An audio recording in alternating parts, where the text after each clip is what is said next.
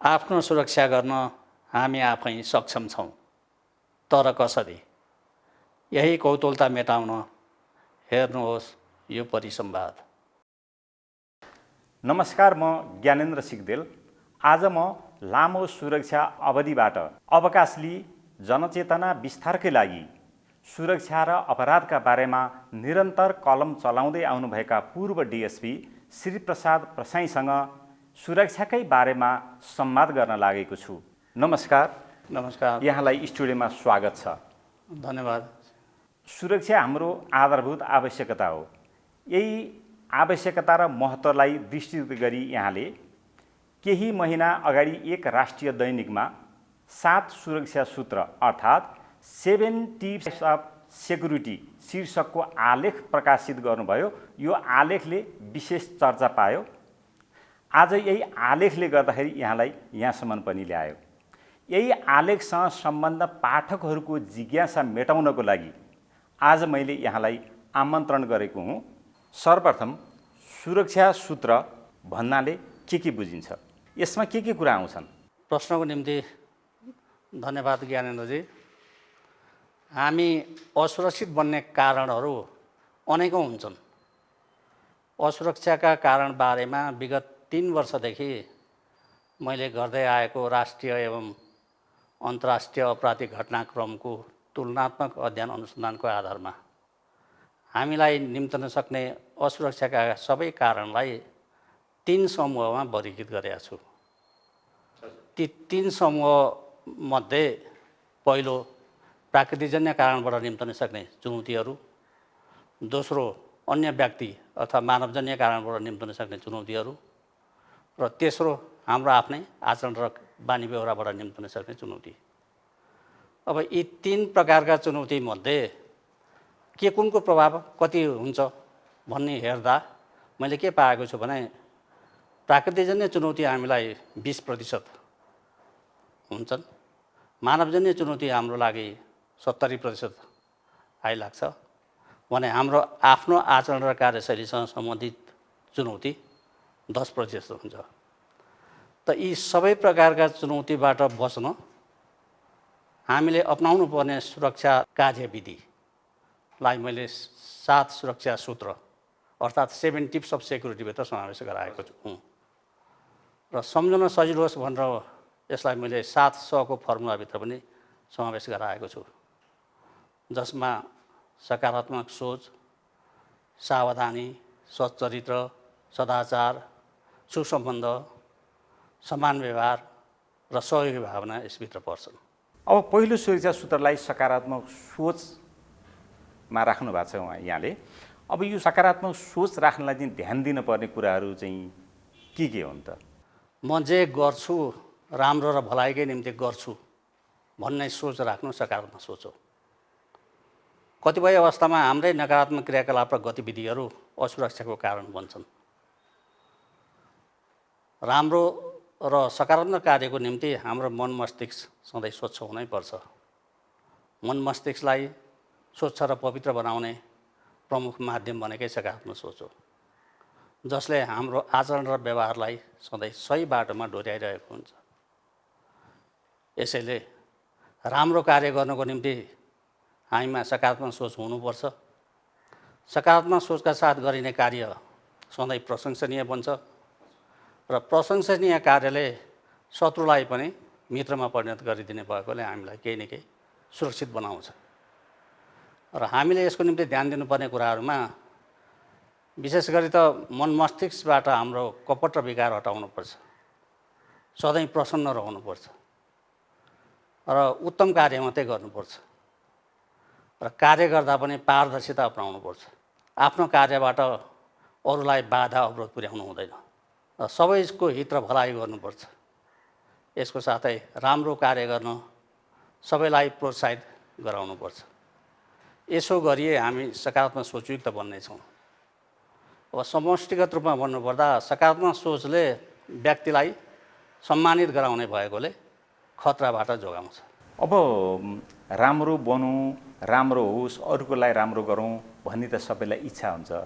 तर त्यो राम्रो बनौँ, सबैको राम्रो प्रिय पात्र बनौँ बन्नलाई छेक्ने मेन मान्छेलाई छेक्ने एउटा तत्त्व छ नि, त्यो तत्त्व चाहिँ के होला त्यस्तो? त्यो तत्त्व त्यो छेक्ने त हाम्रो विकृति, गलत आचरण,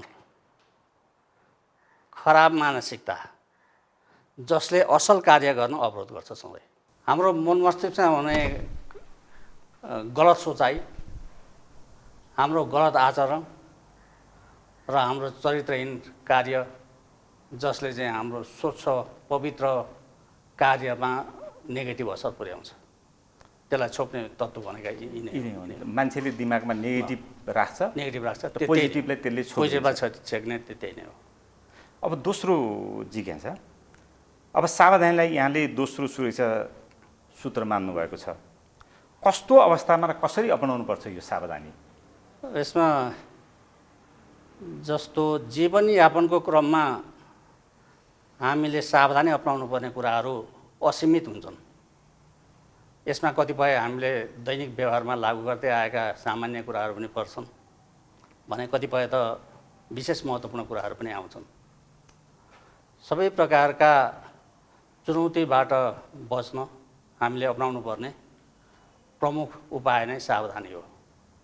यस क्रममा प्राकृतिकजन्य कारणबाट बच्न, मानवजन्य कारणबाट जोगिन, रोग व्याधि र सङ्क्रमण र महामारीबाट बच्न हामीले एक दिन दुई दिन मात्रै होइन कि जीवनभरै सावधानी अपनाउनुपर्छ। अब प्राकृतिकजन्य कारणलाई हेर्ने हो भने विशेष गरी त अब भूकम्प, बाढी पहिरो, आँधीबेहरी, हावाहुरी, असिनापानी, हिमपात, चट्याङ आगलागी, प्राकृतिक प्रकोप यिनै हुन्। र भूकम्पको प्रकोप त हामीले 72 सालमा बेहोरिसकेका छौँ। भूकम्पको बेलामा त्यतिखेर हामीले हाम्रो के कमी कमजोरीको कारणले बढी क्षति बेहोर्नु पर्यो र भविष्यमा पुनः त्यस प्रकारको भूकम्प आइलागे त्यसको क्षतिलाई न्यूनीकरण गर्न कसरी सकिन्छ भन्नेको शिक्षा हामीले पाइसकेका छौँ। यसमा विशेष गरी दुईवटा पक्ष छन्। पहिलो त भूकम्पबाट क्षति कम पार्नको निम्ति हामीले आश्रयको निम्ति बनाउने भौतिक संरचनाको अवस्था, निर्माण अवस्था ध्यान दिनुपर्ने कुरा पहिलो। त्यसै गरी दोस्रो त भूकम्प आइरहेको अवस्थामा तत्कालै हामीले सुरक्षित बन्न अपनाउनु पर्ने उपाय। यो शिक्षा त हामीले 72 सालले दिइसकेका छ। अब बाढी पहिरोको हकमा अब अहिले बाढी पहिरोको चाप उच्च छ, अत्याधिक छ। यो शालीन धावा हामीले बिहोर्नु परेको। तर बाढी पहिरोको हकमा अब जस्तो बाढी पहिरो, आँधी बेहरी, हावाहुरी, असिनापानी, हिमपात, यी चट्याङ आगलागी त भूकम्प जस्तो अप्रत्याशित रूपमा आइलाग्ने होइन। यो त मौसमको अवस्थाले केही समय, केही घन्टा अगाडि नै यसको सङ्केत पाइन्छ। वर्षाको सिजन, वर्षाको सिजन, अब वैशाख लाग्ने भएपछि सिजन मतलब चैत वैशाख, हावाहुरी चैत वैशाख, अब असिना के अरे यो बाढी पहिरो साउन भदौ असार साउनदेखि यो त त्यसै सिजनले बताउँछ। त्यसको साथसाथै अब आउन लागेको छ कस्तो विपत्ति भन्ने कुरा त तत्कालको मौसमी प्रतिकूल अवस्थाले देखाउँछ। त त्यो थाहा पाइसकेपछि, सङ्केत पाइसकेपछि हामीले सुरक्षित उपाय अपनायौँ, सावधानी अपनायौँ भने हामी सुरक्षित हुन सक्छौँ। तर बाढी पहिरोको हकमा भन्ने हो भने हामीले अपनाउनु पर्ने हदसम्म अहिलेसम्म सावधानी अपनाउन सकेका छैनौँ। सुक्खा सिजनमा चुप्प लागेर बस्ने आनन्दले। अब जब कटान सुरु हुन्छ त्यतिखेर चाहिँ ढुङ्गा र जाली लिएर कटान क्षेत्रमा पुग्ने हाम्रो प्रवृत्ति छ। घरमा आग लागेपछि यो कारणबाट हामीले बढी क्षति बेहोर्नु परिरहेको छ। यसबाट बच्नको निम्ति हामीले सावधानी, अग्रिम सावधानी अपनाउनु पर्छ। अब यसै गरी अर्को अब रोग व्याधि र सङ्क्रमण महामारी। रोग व्याधि भनेर मैले विशेष गरी अहिलेको परिस्थिति अहिले चलिरहेको रोग व्याधि भन्नाले व्यक्ति विशेषलाई लाग्ने रोगलाई भन्न खोजेको छु। रोग व्याधि, रोग लाग्नेको कारण अब कतिपय व्यक्तिहरूमा चाहिँ उसको आन्तरिक शारीरिक अङ्गमा हुने खराबीको कारणबाट रोग निम्तन्छ कतिपयलाई। त अधिकांशलाई चाहिँ हाम्रो गलत खानपान र आचरणबाट पनि रोग निम्तन्छ। सही आचरण भएन हाम्रो बानी व्यवहार, आचरण र खानपानमा हामीले ध्यान नदिँदाखेरि रोग निम्तन्छ। यसैले हामीले विशेष गरी रोग व्याधिबाट बच्नको निम्ति ध्यान पुर्याउनु पर्ने केही महत्त्वपूर्ण कुराहरू हुन्छन्, जसमध्ये पहिलो त हामीले हाम्रो मानसिकता स्वच्छ राख्नुपर्छ। दोस्रो तनाव अथवा चिन्तामुक्त बन्नुपर्छ। हजुर। तेस्रो आफ्नो रुचिअनुसारकै पेसा व्यवसाय अपनाउनुपर्छ। चौथो शरीरलाई हानिकारक चिजवस्तुको सेवन गर्नै हुँदैन। पाँचौँ हाम्रो दैनिकी अथवा दिनचर्या, हजुर। यसलाई नियमित गर्नुपर्छ, व्यवस्थित गर्नुपर्छ। त्यस क्रममा कुन बेला के काम गर्ने भन्ने कुरा निश्चित गरी दैनिकको सेड्युल दैनिक बिहानदेखि बेलुकासम्मको कतिखेर उठ्ने, कतिखेर चाहिँ गर्ने, व्यायाम कतिखेर गर्ने, खाना कतिखेर खाने, कार्यालय अथवा काममा कतिखेर जाने, फर्किने कतिखेर, बेलुका कति बजी सुत्ने। आज 8 बजी गरी भोलि 9 बजी गर्छु भनेर हुँदैन। यसलाई सकेसम्म सिड्युल अनुसारै सञ्चालन गर्नु, व्यवस्थित भनेको मैले त्यसलाई भन्न खोजेँ। त्यो गर्नुपर्छ भने त्यस्तै। अब छैटौँमा हाम्रो आहार व्यवहारमा ध्यान दिनुपर्छ। आहार व्यवहारमा ध्यान दिने मध्येमा आउने अब जस्तो सकेसम्म सन्तुलित भोजनै लिने र विशेष गरी पाएसम्म अर्ग्यानिक चिजवस्तु नै खाने र कुन बेला के चिज खाने, कति मात्रामा खाने, यो कुरो पनि निश्चित गरेर नियमित रूपमा त्यसरी खाने। अब सातौँमा हाम्रो उमेरको हिसाब, शारीरिक अवस्था अनुसार हामीले अब शारीरिक व्यायामै गर्न सक्छौँ कि अथवा योगा नै गर्न ठिक छ अथवा घुमफिरै गर्न ठिक छ, के गर्न उचित हुन्छ, त्योलाई चाहिँ नियमित रूपमा गर्ने। र आठौँमा चाहिँ अन्तिममा हाम्रो सरसफाइलाई विशेष ध्यान दिने। यसो गरी हामी रोग व्याधिबाट केही न केही सुरक्षित हुन सक्छौँ। अब सङ्क्रमणको कुरा हेर्दाखेरि सङ्क्रमण, अब कोरोनाको सङ्क्रमण हामी अहिले झेलिरहेका छौँ। कोरोनाले हामीलाई सङ्क्रमणहरूबाट कसरी बच्ने भन्ने शिक्षा दिइसकेका छ। त सङ्क्रमण त विभिन्न अरू पनि हुन्छन्, जस्तो स्वाइन फ्लू हुन्छ, डेङ्गु हुन्छ, भाइरल ज्वरो हुन्छ, रुगाखोकी हुन्छ, मलेरिया, हैजा हुन्छ, कालाजार हुन्छ, धाधुरै हुन्छ, रुगाखोकी, यी विविध सङ्क्रमण त विभिन्न छन्। त्यसमध्ये सबैको जस्तो सङ्क्रमण देखा पऱ्यो भने यसमध्ये अब कतिपय त सिजनेबल हुन्छन्, कतिपय अप्रत्याशित रूपमा निम्त नै हुन्, जस्तो कोरोना निम्ति अहिले। भने यी सबैबाट बच्नको निम्ति अपनाउने कोरोनाकै मेथड सावधानी अपनाउनु पर्ने केही म सामान्य दृष्टान्त दिन चाहन्छु। जस्तो हामी फुटपाथबाट पैदल हिँडिरहेका छौँ, अगाडिको कुनै ठाउँमा लत्रिएको बिजुलीको तार फेला पर्न सक्छ।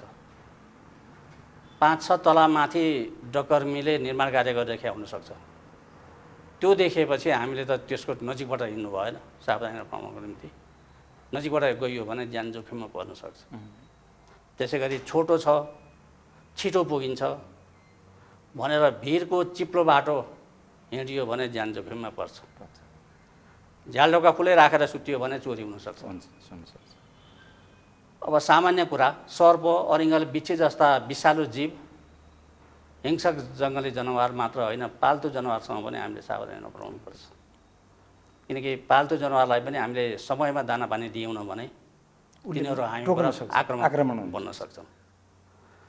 अब यस्तै आग लागि, चट्याङबाट हुने आग लागि धनजनको क्षति र हाम्रो क्षमता, नियन्त्रण क्षमता बाहिरको हुन्छ। तर पनि हामीले सावधानी अपनायौँ भने यसबाट सुरक्षित हुन सक्छौँ। किनकि उयो भूकम्प जस्तो अप्रत्याशित रूपमा चट्याङ आइलाग्ने होइन, कालो बादल आकाशमा नमडारी चट्याङ त आउँदैन। त त्यो सङ्केत पाउने साथ हामीले सुरक्षित ठाउँमा गयौँ भने त त्यसको क्षतिलाई हामीले कम पार्न सक्यो नि। तर अब हावाहुरीबाट लाग्ने हाम्रो घरभित्रको आगो निम्ताबाट उम्केर लाग्ने आग लागि चाहिँ हाम्रो नियन्त्रण क्षमताभित्र हुन्छ। किनकि त्यसलाई नियन्त्रण गर्न हामीले चाहिँदा मात्रै आगो बाल्ने, अरू बेला निभाइदिने, काम सकिसकेपछि केटाकेटीहरूलाई आगो खेलाउन नदिने, आगोजन्य चिजवस्तुहरू केटाकेटीको पहुँचभन्दा टाढै राख्ने र सकेसम्म आगाले झट्टै समाउन नसक्ने प्रकारको घर निर्माण गर्ने सकेसम्म, र एकअर्को घर बिचको दूरी कायम राख्ने। यसो गरी हाम्रो घरभित्रबाट उम्केर लाग्ने आगोको डर क्षति भए पनि एउटा घरलाई यी त सामान्य भए, यस्ता त अनेकौँ हुन्छन्। हरेक पाइलामा हामीले अपनाउनु पर्ने सावधानी, क्षणमा आजीवन। अब यसमध्ये अब अघि मैले भनेको थिएँ 70% चुनौती व्यक्तिजन्य हुन्छन्, अरू व्यक्तिबाट निम्तने चुनौती चाहिँ हामीलाई 70% हुन्छन्। त अब कस्तो व्यक्तिबाट 70% चुनौती निम्तिन्छ हामीलाई, त्यो कुरो त पहिचान हुनु पऱ्यो।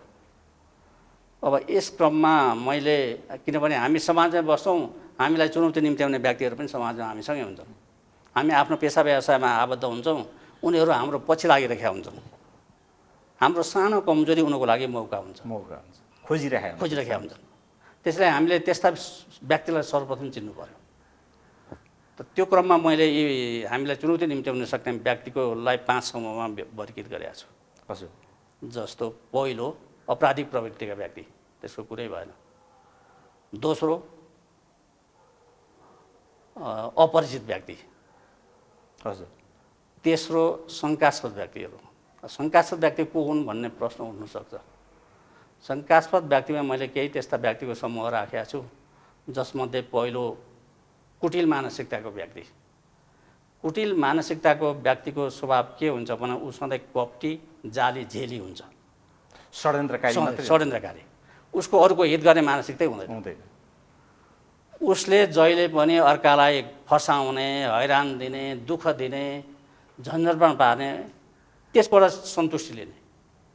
कुटिल मानसिकताको व्यक्तिको नेचर त्यस्तो हुन्छ। हजुर। त्यस्ता व्यक्तिलाई मैले शङ्कास्पद व्यक्ति भनेको छु।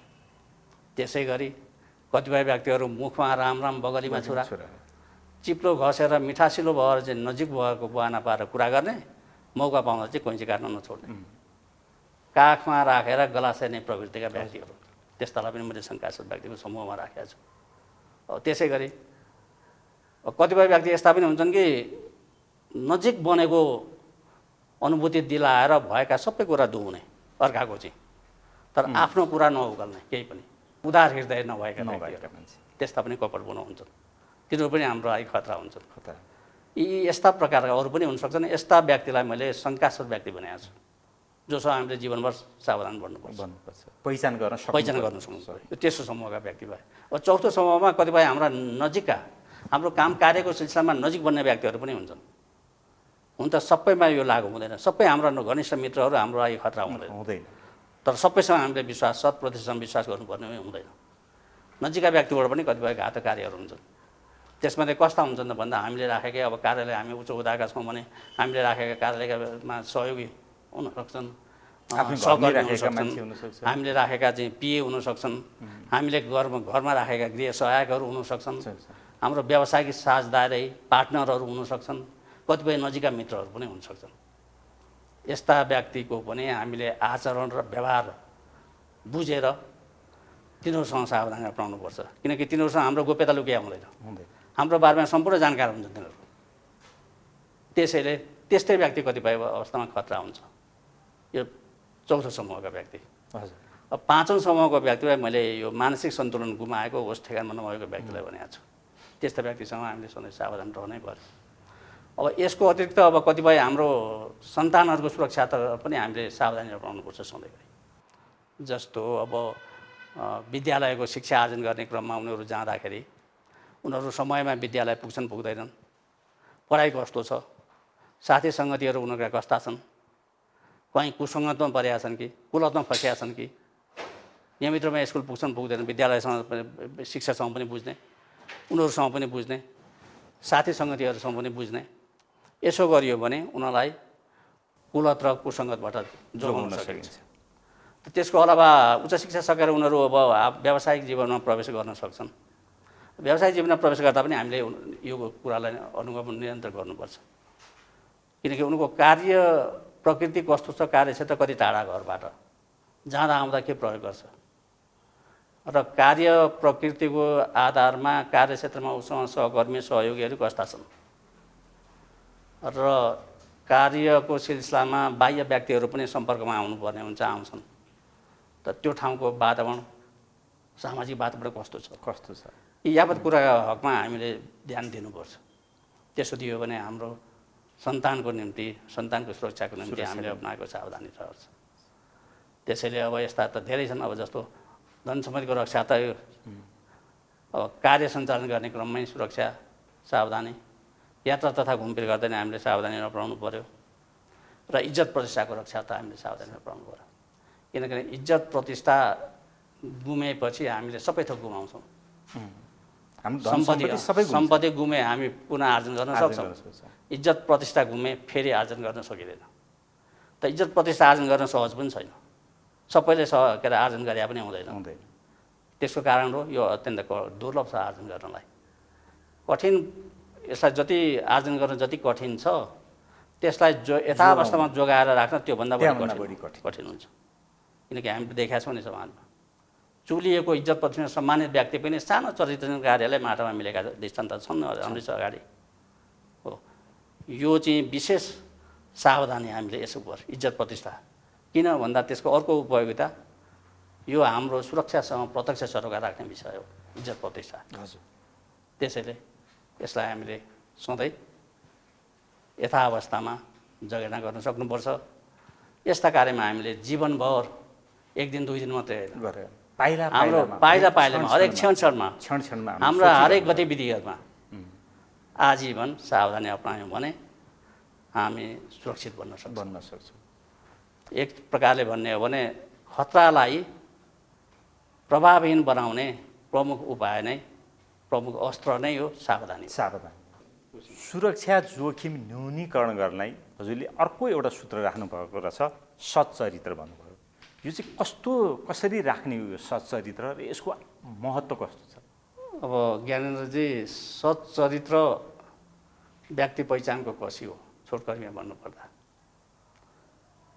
व्यक्ति पहिचानको कसी हो जसले कुन व्यक्ति कस्तो छ भन्ने कुरा बताइरहेको हुन्छ। चरित्रले देखाइरहेको हुन्छ।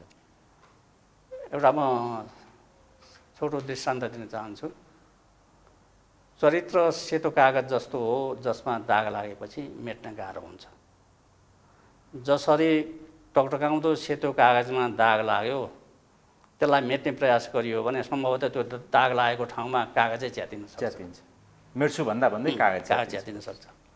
अत्यन्त जतनका साथ मेट्ने प्रयास गरियो भने दाग केही मात्रामा त मेटिएला तर पूर्ण रूपमा दाग मेटिएर कागज पहिलेको अवस्थामा आउन सक्दैन। चरित्र त्यस्तै संवेदनशील हो र चरित्रको असर कस्तो हुन्छ भन्ने कुराको लागि पुनः म एउटा दृष्टान्त दिन चाहन्छु। पहिले चोर डाकालाई समाजले तुच्छ र पतित ठान्थ्यो तर अहिले भ्रष्टलाई सबैभन्दा पतित र तुच्छ ठान्छ। त्यसको कारण हो चोर डाकाले त व्यक्ति विशेषको मात्रै हानि नोक्सानी पुर्याउँछ तर भ्रष्टले त सिङ्गो समाज र मुलुकलाई नै हानि नोक्सानी पुर्याउँछ। किनकि एउटा अरबौँको राष्ट्रिय गौरवको योजनामा व्यक्ति विशेषले घोटाला गर्यो अथवा भ्रष्टाचार गर्यो भने त्यसको नकारात्मक असर त 3 करोड नेपाली र सिङ्गो राष्ट्रलाई पर्छ। सम्पूर्ण नेपाली र राष्ट्रले पीडित बन्नुपर्छ। यसर्थ भ्रष्ट त समाजबाट पतित त हुन्छ नै तर उसको भ्रष्ट आचरणको दुर्गन्ध ऊ आफैले आफ्ना परिवारसम्म पुर्याएको हुन्छ। किनकि अहिले समाजमा त भ्रष्टको परिवारलाई चिनाउने माध्यमै उसको दुश्चरित्रसँग जोडेर चिनाउने चलन छ। छोरीलाई जस्तो भ्रष्टको छोरो जस्तो भ्रष्ट फलानाको श्रीमती भ्रष्ट फलानाको छोराछोरी नाति नातिना यो चलन छोरानाको सम्धि भनेर उसको यो अर्कालाई पनि असर पर्ने सम्बन्धित नातागोतालाई त चिनाउने उपाय त्यसरी भएको छ। अब व्यक्ति विशेषको त एउटा घोटाला के अरे भ्रष्ट त व्यक्ति एउटा हो नि तर अरू सबै त दोषी होइनन् नि। उसको जम्माजाल उसको परिवारका सबै सदस्य दोषी त होइन किनकि उनीहरू त निष्कलङ्क इमान्दार नैतिकवान छन् सबै भ्रष्टाचार गर भनेको पनि हुँदैन उनीहरूले भने पनि होइन। तर अब त्यसरी चिनाउँदाखेरि तिनीहरूले समाजको सामु शिर झुकाएर हिँड्नुपर्ने अवस्था आयो। अरूको कारणबाट समाजको सामु नैतिकवान व्यक्तिले शिर झुकाउनु पर्ने अवस्था हामी देख्ने सुन्नेको लागि त अलिकति दुःखनीय हुन्छ भने सम्बन्धित व्यक्तिको लागि त्यो कति पीडा होला त्यो एउटा कारणले गर्दाखेरि आफ्नो सपरिवार नातागोता इष्टमित्र समाजै भनौँ न त्यो समाज त भ्रष्ट बस्ने समाज हो भ्रष्टको त्यहाँ त भ्रष्ट बस्छ त्यहाँ भनेर इङ्कित गर्न त त्यो राम्रो होइन। त्यसैले खराब आचरणको असर यति मार्मिक हुन्छ। त्यसैले हाम्रो आचरणलाई हामीले सच्चरित्रलाई हामीले सधैँ बचाउनुपर्छ सच्चरित्रवान बन्नुपर्छ। यसको लागि हामीले ध्यान दिने कुरा मध्येमा अब हाम्रो आचरण राम्रो राख्ने खराब बानी बेहोरा त्याग्ने चरित्रहीन कार्य गर्दै नगर्ने, कसैको बहकाउ भन्न पर्ने, हानिकारक वस्तु सेवनै नगर्ने, कुलतमा नबस्ने। किनकि खराब आचरण त असुरक्षाको कारण बन्छ, कुसङ्गतले त नैतिकता गुमाउँछ। संक्षेपमा भन्नुपर्दा सच्चरित्र हाम्रो सुवासना हो, बासना हुने चिज हो, जसले सबैलाई मोहित बनाउँछ, आकर्षण गरेर आउँछ। त्यो अवस्थामा हामी सुरक्षित हुन्छौँ। अब आशिक दिन पनि अब त ठुलो मान्छे होस् भनेर आशिक दिनुभन्दा पनि असल मान्छे होस् भनेर आशिक दिनुपर्छ भनेर। ठुलो भन्नुको नै असल नै हो। ठुलो धन सम्पत्ति ठुलो होइन कि व्यक्तिको चरित्र, आदर्श, इमान्दारिता, नैतिकता ठुलो। सम्मान भनेको त्यसमा छ, धन सम्पत्तिको सम्मान होइन। छैन। सदाचारलाई यहाँले चौथो सुरक्षा सूत्रको रूपमा राख्नुभएको छ। सदाचारलाई यसको पनि केही जानकारी पाउन, सदाचारका बारेमा। अब यसमा के छ भने ज्ञानेन्द्रजी, अब सदाचार भनेको पनि व्यक्ति विशेषमा हुने विशिष्ट गुण हो, जसले दुष्टलाई पनि आफ्नो बसमा ल्याइदिन्छ। सदाचारले, सदाचारी बन्नको निम्ति हामीले ध्यान दिनुपर्ने कुराहरू केही छन्।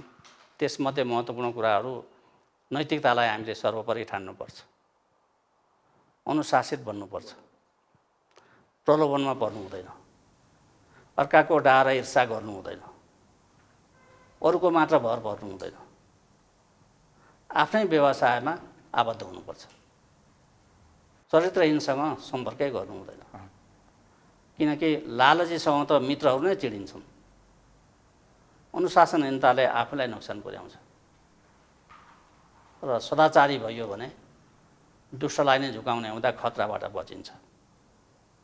यसको निम्ति हामीले सदाचार अपनाउनुपर्छ, सदाचारी बन्नुपर्छ, सदाचारी बन्नुपर्छ। समाजमा सदाचारी बनेरै बस्न सक्नुपर्छ। अब अर्को सुरक्षा सूत्र सुसम्बन्ध।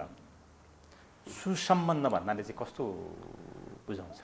अब यसमा के छ भनेदेखि, सुसम्बन्ध भनेको चाहिँ हामीसँग सम्पर्कमा आउने सबैसँग हामीले अपनाउने आत्मीय व्यवहार र घनिष्ठता सुसम्बन्ध हो। आत्मीय व्यवहार, हटले हाई हलोको नजरिया होइन, अत्यन्त घनिष्ठ आत्मीयता, त्यो हिसाबको सम्पर्क सुसम्पर्क हो। यो चाहिँ व्यवहार, सुसम्बन्ध। यो चाहिँ व्यवहारको सबभन्दा उच्चतम बिन्दु भनौँ न, उच्चतम बिन्दु हो। त्योभन्दा माथि व्यवहारको हद बढ्ने हद हुँदैन। यो चाहिँ अन्तिम। हजुर, एक अर्काको भावनात्मक रूपमा हामी एक हुन्छौँ सुसम्बन्ध स्थापित भइसकेपछि। हजुर, पहिलो कुरो त मान्छेको पहिचान गर्नुपर्छ। हजुरले भनेको छ वास्तवसित सुसम्बन्ध राख्ने, कसैसँग चाहिँ सम्पर्क आयोलो नै गर्नु नपर्ने पनि हुन्छन्, कसैसँग आयोलो गरेर विदा गर्नुपर्ने खालका पनि हुन्छन्, कसैसँग सुसम्बन्ध विकसित गरेर बस्नुपर्ने, आत्मीयता जोडेर बस्नुपर्ने अवस्था पनि आउँछ। त हो, यसको लागि हामीले सुसम्बन्ध सबैसँग सुसम्बन्ध कायम राख्ने प्रयास गर्नुपर्छ। होला कतिपयसँग नहोला, किन हामी एकतर्फले हामीले जसरी चाहन्छौँ सुसम्बन्ध विकसित होस् भन्ने, त उसले त्यसरी चाहियो भने त त्यो हाम्रो सुसम्बन्धमा विकसित हुन्छ दुई पक्ष बिचमा। तर उसले त नेगेटिभ सोचिदियो भने त त्यो हुन सक्दैन नि, एकतर्फी मात्रै हुँदैन। तथापि हामीले यो चाहनुपर्छ, यो अनुसार गर्नको निम्ति हामीले सबैसँग चाहिँ निकटतम हेलमेल गर्नुपर्छ। सबैसँग कपटपूर्ण व्यवहार कसैसँग गर्नु हुँदैन, घृणा र तिरस्कार पनि कसैलाई गर्नु हुँदैन, सबैलाई सम्मान गर्नुपर्छ र सबैसँग भावनात्मक सम्बन्ध कायम राख्नुपर्छ। किनकि घनिष्ठताले त खतराबाट बचाउँछ, भावनात्मक सम्बन्धले त मित्र बढाउँछ। त्यो अवस्थामा हामी सुरक्षित बन्छौँ। सबैको आत्मा छुन सक्ने व्यक्तिसँग कठोरता पगाल्ने र दुश्मनलाई बसमा ल्याउने क्षमता हुन्छ। जोसित पनि हुन्छ। सुसम्बन्ध कायम राख्ने व्यक्ति आफू आदर्श व्यक्ति। किनकि मैले तपाईँको चाहिँ कठोर हुनुहुन्छ, तपाईँ अब बाहिर अर्को तेस्रो व्यक्ति कोही खराब आचरणको व्यक्ति, त्यसलाई आफ्नो बनाउनको निम्ति त हामीले मेरो व्यवहारै होइन उसँग गर्ने, आत्मीय व्यवहार, आदर्श व्यवहार, सुसम्बन्ध कायम राखेँ उसँग भने उसको गलत प्रवृत्ति मसँग देखा पर्दैन। किनकि केही न केही त्यसले फरक आउँछ। त्यो अवस्थामा हामी सुरक्षित बन्छौँ। त्यसैले सबैको आत्मा छुन सक्ने व्यक्तिसँग चाहिँ कठोरता पगाल्ने दुश्मनको अरू कठोर हृदय भएकोलाई पनि त्यसलाई बगाल्न सक्ने आफ्नो बसमा ल्याउन सक्ने त्यो क्षमता हुन्छ सुसम्बन्धमा। यो भयो भने हामी सुरक्षित हुन्छौँ। सच्चरित्र, सदाचार र सुसम्बन्ध सुन्दा उस्तै लाग्यो मलाई त। तर यसको फरक चाहिँ के छ त? फरक हो यो बीचको भिन्नता। राम्रो प्रश्न गर्नुभयो यहाँले। वास्तवमा यी तीनवटै हाम्रो व्यवहारसँग सम्बन्धित शब्द भएकोले सुन्दा उस्तै लागेको, तर यसको भावार्थ भने अलगै छ। हजुर। जस्तो सच्चरित्र भनेको व्यक्तिमा सीमित रहने गुण हो, व्यक्तिको आदर्श गुण जुन चाहिँ व्यक्तिमा मात्रै सीमित रहेको हुन्छ। जस्तो तपाईँ सच्चरित्रवान हुनुहुन्छ, तपाईँले त्यो कुरा आफूले बोलिरहनु पर्दैन, तपाईँको बानी बेहोरा संस्कार दिनचर्या त्यसले बताएको हुन्छ, तपाईँले बोलिरहनु पर्दैन। जुगा चल्यो कुरा बुझ्यो भन्छ नि, त्यो चाहिँ तपाईँकोमा सीमित रहेको, त्यो कार्यरूपमा परिणत भएको देखा परे आउँदैन। सच्चरित्र त्यो हो। अब सदाचार भनेको चाहिँ के हो भने त्यही सच्चरित्र तपाईँले अरूसँगको व्यवहारमा कार्यरूपमा परिणत गर्दा सदाचार हुन्छ। जस्तो हजुर, त्यो चाहिँ कार्यरूपमा परिणत भएको अवस्था हो। सच्चरित्र नै व्यवहारमा कार्यरूपमा परिणत भएको अवस्था चाहिँ सदाचार हो। जस्तो तपाईँले मसँग सच्चरित्रलाई व्यवहारमा परिणत गर्नुपर्छ, सदाचार बन्नलाई हो। त्यो चाहिँ कसरी हो? जस्तो तपाईँले मसँग सम्पर्क राख्नुभयो,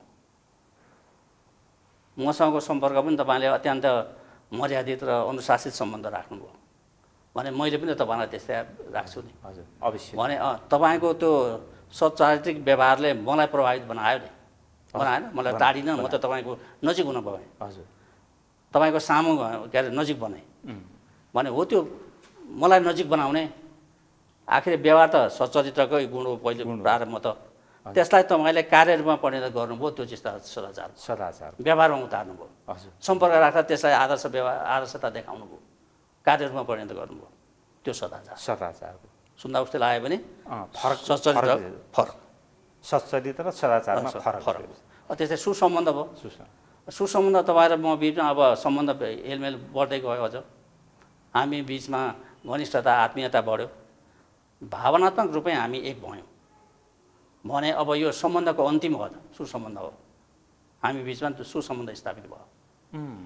सुसम्बन्ध स्थापित भइसकेपछि के पनि हुन्छ भने कतिपय हाम्रा मान्यजनहरू आदरणीय जनसमुदायमा हाम्रो सम्मानित व्यवहारै हुन्छ। सुसम्बन्धमा पनि माया ममता दर्शाउने तल्लो हाम्रो मुनिका समूहलाई हामीले त्यस्तै व्यवहार गर्छौँ। तर घनिष्ठ साथीहरूको हकमा भने हाम्रो व्यवहार सुसम्बन्धमा स्टेजमा पुगेपछि अलिकति फरक हुन्छ, जुन चाहिँ देख्ने सुन्नेको लागि अडलाग्दो हुन्छ। किनकि अपरिचित व्यक्तिलाई हामी सोझै तँ तिमी भन्न सक्दैनौँ। उसको व्यक्तित्व हेरेर हजुरै भनौँला अथवा तपाईँ भन्छौँ। तर परिचय भइसकेपछि, हेलमेल बढ्दै गएपछि, आत्मीयता घनिष्ठता बढ्दै गएपछि, साथी सङ्गतिको रूपमा सुसम्बन्ध पनि विकसित भइसकेपछि हामी हजुर तपाईँ भन्दैनौँ, तँ र तिमी भन्छौँ। त्यो मायाले जित्यो। माया तँ र तिमी भन्ने त नजिकको शब्द हो। हजुर तपाईँ टाढाको शब्द हो। त्यसैले घनिष्ठ मित्रको हकमा हामीले हजुर तपाईँ भन्दैनौँ, तँ र तिमी भन्छौँ। जुन चाहिँ व्यवहारमा देख्दा अरूकोले देख्दाखेरि त अलिकति अडलाग्दो हुन्छ, तर त्यसलाई अन्यथा ठान्नु हुँदैन। त्यसैले सच्चरित्र, सदाचार, सुसम्बन्ध एकपछि क्रमशः एकपछिका अन्तिम चरणसम्म हो व्यवहारको चरण। 6औं सुरक्षा सूत्रमा समान व्यवहार। यो समान व्यवहार कसरी राख्न सकिन्छ त? यो समान व्यवहार भन्नाले हामीले आफ्नो सम्पर्कमा आउने सबैसँग अपनाउनु पर्ने व्यवहारको एकरूपता, कसैलाई पनि विभेद होइन। व्यवहारको एकरूपता हाम्रो सबैसम्म प्रयास गर्नुपर्छ, सम्भावना हुन्छ पनि। तर उसले रेस्पोन्स गर्छ नगर्छ त्यो कुरा अलग हो। आफ्नो कर्तव्य चाहिँ हामीले समान व्यवहार राख्ने, चिनेको लागि त्यही प्रकारको, अपरिचितलाई पनि त्यही प्रकारको शिष्टतापूर्वक आदरणीय व्यवहार। तर उसले नलेला, हाम्रो समान व्यवहारको उसले अपहेलना नै गर्ला, त्यो सबैले स्वीकार्छ भन्ने त छैन नि, व्यक्तिको नेचर हो, त्यो अनुसार फरक पर्छ। तथापि हामीले सबैसँग चाहिँ व्यवहारको एकरूपता अपनाउनुपर्छ, समान व्यवहार। त त्यो क्रममा अब हामीले समान व्यवहार कायम राख्न ध्यान दिने गर्ने कुराहरूमा कसैलाई भेदभाव गर्नु भएन, समान देख्नु पर्यो सबलाई। विश्वासघात कसैको गर्नु भएन, कसैको चित्त दुखाउने काम गर्नु भएन, आपद विपदमा सबैलाई साथ सहयोग गर्नु पर्यो, आफूले सक्दो सबैलाई आफ्नो ठान्नु पर्यो, तब न समान व्यवहार हुन्छ। बढी र घटी उही तराजुको तौलिएको बराबर समानता हिसाबले हो, तर व्यवहारमा त्यो लागु नहोला व्यवहारमा, तर पनि हाम्रो उद्देश्य चाहिँ हाम्रो त्यो हुनुपर्छ। समान व्यवहार भयो भने के हुन्छ भने हाम्रो सुरक्षासँग प्रत्यक्ष जोडिएको विषय हो यो, किनकि विभेदित व्यवहार त घातक हुन्छ। हामीले एउटालाई यसो गऱ्यौँ उही समान छौँ भने अर्को त हामीसँग चिडिन्छ नि, त्यसैले विभेदित व्यवहार हाम्रो घातक, हाम्रै लागि घातक हुन्छ। सबै मित्र भए त खतरा टर्छ, फेरि समान व्यवहार गरियो सबै नै मित्र भए हामीलाई आइलाग्ने चुनौती त समाधान हुन्छ हो। यसैले समान व्यवहारले सबैलाई रिझाउने हुँदा खतराबाट जोगाउँछ। हाम्रो सुरक्षित अपनाउनु पर्ने एउटा तत्त्व पनि यो पनि हो। हामी असुरक्षित हुनुबाट यसले पनि बचाउँछ। अब म 7औं तथा अन्तिम सुरक्षा सूत्रमा पुगेको छु, सूत्र सहयोगी भावना। यो सूत्र भन्नाले कस्तो बुझिन्छ? सहयोगी भावना भन्नाले सहयोगी भावना भन्नाले सहयोग गर्नुपर्छ भन्ने त भन्छन् पनि, भन्छौँ पनि हामी, तर खासै सहयोगी भावना चाहिँ हुनुपर्ने चाहिँ कस्तो? अब देखावटी रूपमा होइन, आत्मादेखि नै सहयोगी भावना हामीमा भयो भने हाम्रो सुरक्षाको निम्ति त्यो लाभदायक हुन्छ। त यसमा चाहिँ हामीले सहयोगी अरूप्रति, आफूप्रति अरूलाई आकर्षित गराउने व्यवहार हो सहयोगी भावना। आफूलाई अरू सबैलाई आफूप्रति आकर्षित गराउँछ सहयोगी भयौँ भने। र पारस्परिक सुसम्बन्धको कारण सहयोग आदान प्रदान गरियो भने हामी सुरक्षित पनि हुन्छौँ। सबैप्रति उदार हृदयको बन्ने सहयोगी भावना राख्नको निम्ति हाम्रो व्यवहार पनि त्यही प्रकारको हुनुपर्छ, जसमध्ये अब हामीले सेवालाई सर्वोपरि ठान्नुपर्छ। सहयोगी भन्नको सहयोगी भावना वृद्धि गर्नको निम्ति सेवालाई सर्वोपरि ठान्ने, स्वार्थरहित सेवा गर्ने, पारदर्शी सेवा गर्ने, असहाय र विपन्नलाई मद्दत गर्ने र सामूहिक हितका कार्य गर्ने। किनभने यी गरियो भने हाम्रो अन्तरात्मादेखि नै हामी सहयोगी छौँ भन्ने कुरा झल्किन्छ। मनले सोचेर मात्रै त्यो व्यवहारमा देख्ने मात्रै होइन कि अन्तरात्माबाट त्यो कुराहरू भाव झल्किनु पर्यो र हाम्रो व्यवहार पनि त्यो अनुसार हुनु पर्यो। सबैसँग सहयोगी भावना यो पनि समान हुनु पर्यो, सबैलाई समान रूपले हेर्नु पर्यो सहयोगको रूपमा। हजुर, कमसेकम गर्न देख्न सक्ने नहोला, हजुर, तर पनि हाम्रो दृष्टिकोण समान हुनु पर्यो, सहयोगी हुनु पर्यो। त्यो भयो भने हामीलाई खतराबाट मुक्त हुन्छ, असुरक्षाबाट हामी मुक्त हुन्छ।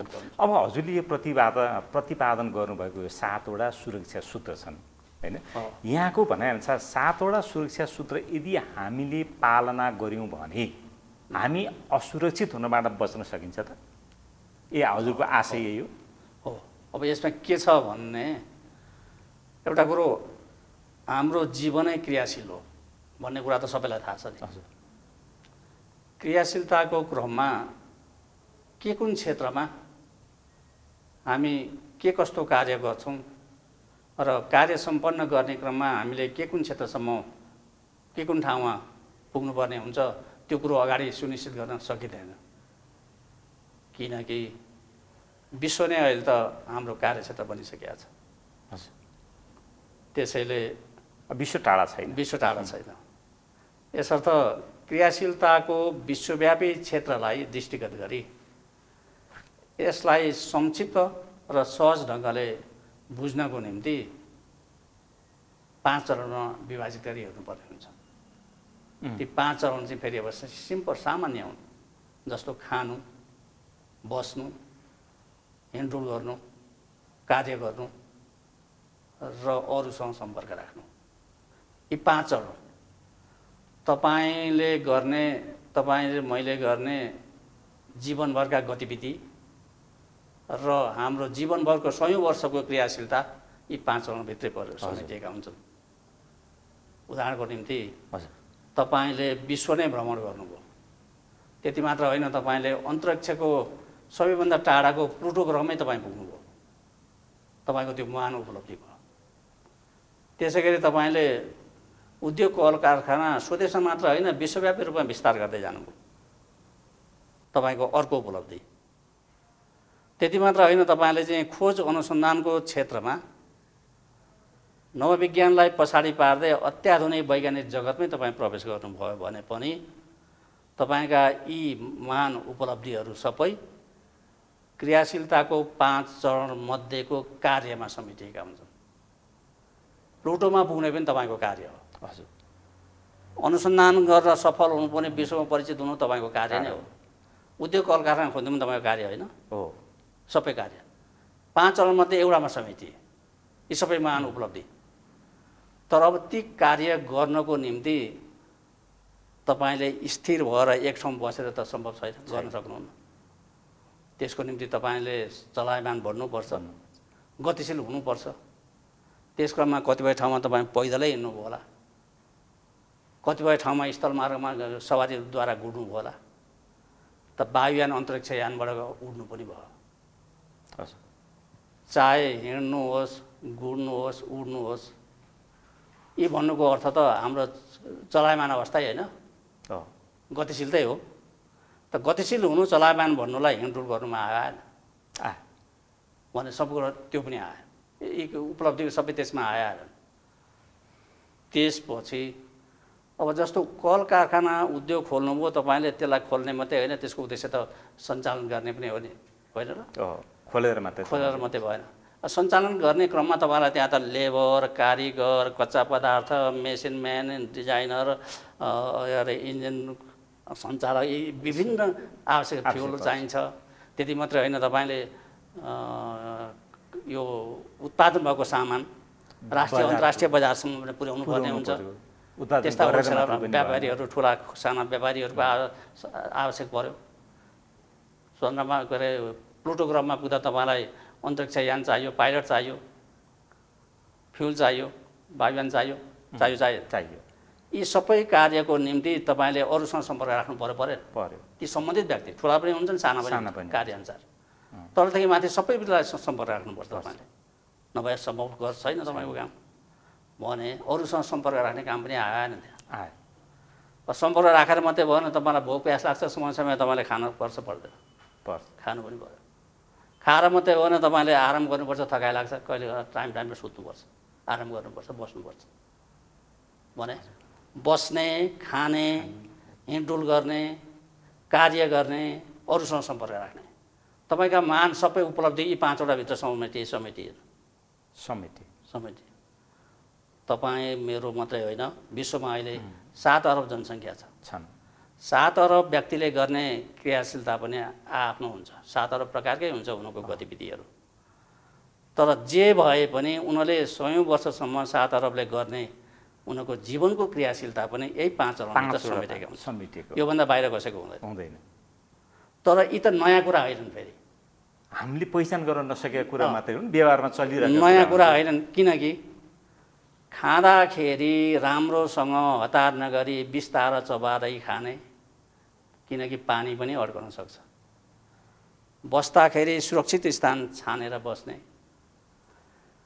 हिँड्दाखेरि ठेस लागेर बाटो हेरेर चिप्लिएर लड्न सकिन्छ, कुनै चिज वस्तुमा ठोकिन सक्छ, काँटी किला खुट्टामा बिज्न सक्छ, विचार पुर्याएर राम्ररी हिँड्ने, काम गर्दा सावधानीपूर्वक, होसियारीपूर्वक, बिस्तारै गर्ने, अरूसँग सम्पर्क राख्दा मृदुभाषी, शिष्टतापूर्वक सम्पर्क राख्ने, ठाडो रुखो व्यवहार नगरेर भन्ने यी कुरा त हामीलाई हाम्रा परिवारकै अग्रजले बाल्यकालदेखि सिकाएका कुरा होइन, जुन हामीले त्यसरी सिक्यौँ, अहिले हाम्रा सन्तानलाई सिकाइरहेका छौँ।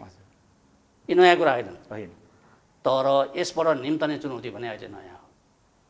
किनकि अहिले हामी मभन्दा तपाईँले सुपेरियर ठान्नुहुन्छ, तपाईँले भन्दा म सुपेरियर हुँ भन्ने ठान्छु, मानौँ एउटा उदाहरणको निम्ति। अरूभन्दा आफू नै सर्वश्रेष्ठ छ, सुपेरियर हुँ भन्ने मानसिकता हाम्रो अहिले बढिया छ। त त्यो मानसिकताले गर्दा यी सामान्य कुराको उपरको हाम्रो लापरवाही र हेलचेक नै बढिया छ।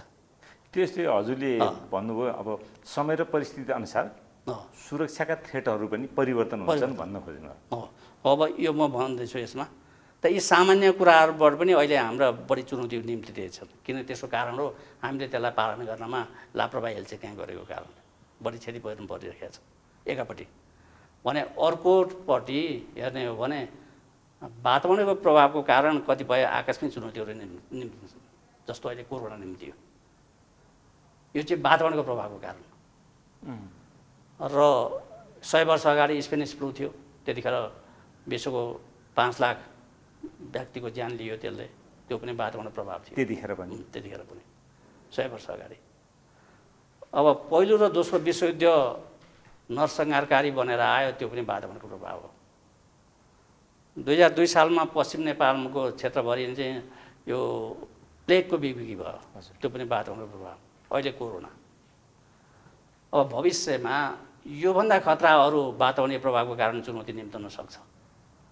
हो यसरी निस्किने निम्तने आकस्मिक चुनौतीहरू यस्ता चाहिँ बढी घातक हुन्छन्, मानिसको निम्ति बढी हानिकारक हुन्छन्। र यी सबै प्रकारका चुनौतीबाट बच्नको निम्ति हामीले अपनाउनु पर्ने सुरक्षात्मक कार्यविधिलाई मैले 7 सुरक्षा सूत्र अर्थात् 7 टिप्स अफ सिक्युरिटीभित्र समावेश गराएको हो। यो अति महत्त्वपूर्ण पनि छ, हामीले पालना गर्नुपर्ने पर्ने छ र पालना गर्ने यसको क्षेत्र त त्यसो व्यापक पो छ रहेछ। व्यापक, यसको असीमित छ यसैले असीमित कहाँ पाइलामा हाम्रो जीवनभरमा एकछिन जे काम गर्छौँ हरेक क्षणमा हामीले सावधानी अपनाउनै पर्ने छ। व्यापक यो सावधानी यदि अपनायौँ भने हामी असुरक्षितबाट बच्न सकिन्छ। अब मैले यहाँ समक्ष राख्न छुटाए कुराहरूलाई हजुरलाई भन्नै मन लागेका, भन्नै पर्ने केही छ भनेदेखि हजुरले यी 7 सुरक्षा सूत्रलाई व्यवहारमा लागू गर्ने हो भने हामीले जोखिम मोलिरहनु पर्दैन भन्ने मेरो अनुरोध हो। र यसको साथै राज्यको सुरक्षा संयन्त्र नै सधैँ हाम्रो साथमा रहिरहने भएकोले हामीले उपरोक्त अनुसारको सावधानी अपनायौँ भने हामी त सुरक्षित हुन्छौँ नै, समाजलाई पनि अपराध मुक्त बनाउन सकिन्छ भन्ने मेरो दृष्टिकोण हो। यस्तो कोरोनाको विषम परिस्थितिमा पनि हाम्रो आमन्त्रणलाई स्वीकारेर आफ्नो महत्त्वपूर्ण समय र विचार दिनुभयो, यसको लागि यहाँलाई हार्दिक आभार प्रकट गर्दछु। नमस्कार।